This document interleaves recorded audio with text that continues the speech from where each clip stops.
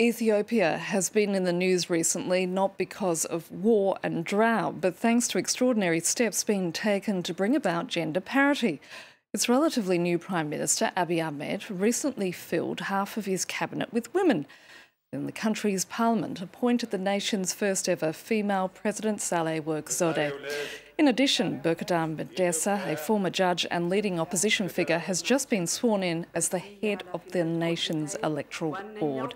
Now, watching these developments closely is Awol Allo, a professor at Keele University in the UK and a specialist in both human rights and Ethiopia. He joins me now. Awol, thanks for your time. These are incredible decisions by the Prime Minister and the Parliament, especially given the traditional conservative nature of Ethiopian society. But do such steps go far enough?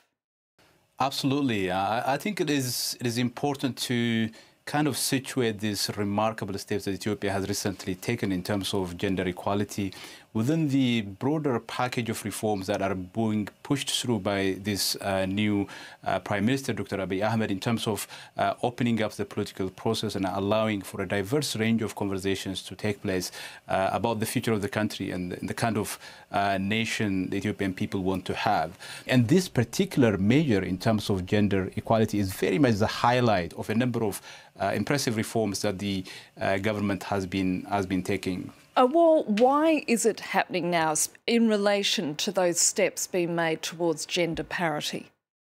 Over the course of the last 27 years, there has been persistent demand for democratic opening, particularly over the course of the last 3 years. Since November of 2015, there has been relentless protest by people on the street demanding for change for the country going forward.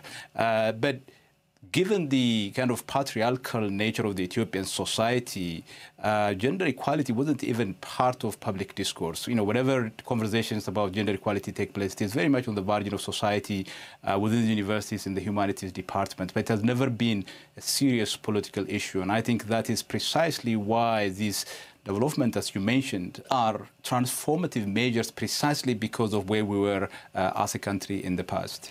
Appointing women, however, to half of your cabinet is indeed a major move, but how soon is it going to impact legislation or government policy? I think the role that these appointments would have is important in so many ways. It doesn't mean that it would certainly eclipse centuries of inequalities and all types of prejudices and stereotypes that exist towards women within society. But I think having the voice of women, the visibility of women in public spaces, particularly in those highly authoritative government positions, with all the powers that comes, with all the trappings of powers that comes with ministerial positions, I think for the Ethiopian public to be able to see those people taking those stages and speaking, addressing public policy, that would start the process of disrupting that stereotypical prejudicial attitude that deeply exists within society. And what it does is really begin to transform the mental terms of reference through which we look at the world, through which we kind of evaluate and judge questions of competence and who is able and who is not. So in terms of, I think, starting the process of rupturing that tradition and bringing about cultural and attitudinal change, I think it plays a very significant role. It's about allowing that women to take that public stage. That's certainly the case, Awol, as we know here at the 51%, how important it is to have role models. But I want to ask you, just how tough is it going to be for these women to be a female politician in a country such as Ethiopia? Well, I think the difference between these forms of authorities and other forms of authorities is the fact that this is sanctioned by the force of state. So people basically have no option really to abide by the decision they make. Now, this doesn't mean that there will not be a pushback from certain actors, colleagues, and the broader society.